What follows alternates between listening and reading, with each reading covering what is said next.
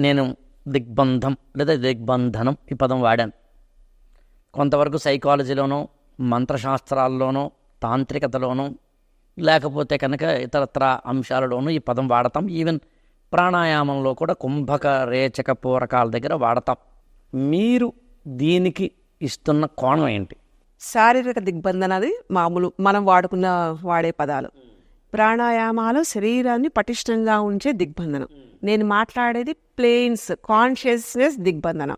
అంటే మన మనసు దేనికైతే లగ్నకృతం అవ్వాలో అది మన గురువుల దగ్గర నుంచి వీళ్ళు ఇలా అయితే బాగుంటుంది అని చెప్పి మనల్ని తెలియకుండా ఒక దాంట్లో పెట్టి మనం నడిపించే ఒక అద్భుతమైన దివ్యశక్తి దిగ్బంధన.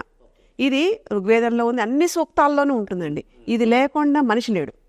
అంటే మనకి హిప్నాసిస్ అంటే మనం ఎలా అయితే ఆర్టిఫిషియల్ ఇంప్లాంట్స్ లాగా ఒక కమాండ్స్ పాజిటివ్ నేచర్ని తీసుకొచ్చి మైండ్కి ఎలా అయితే చెప్తామో, ఇది అన్కాన్షియస్ సబ్ కాన్షియస్ మైండ్ నుంచి మనకి తెలియకుండా గురువు ద్వారా ఇలా మనం ఒక రూపాన్ని క్రియేట్ చేస్తారు.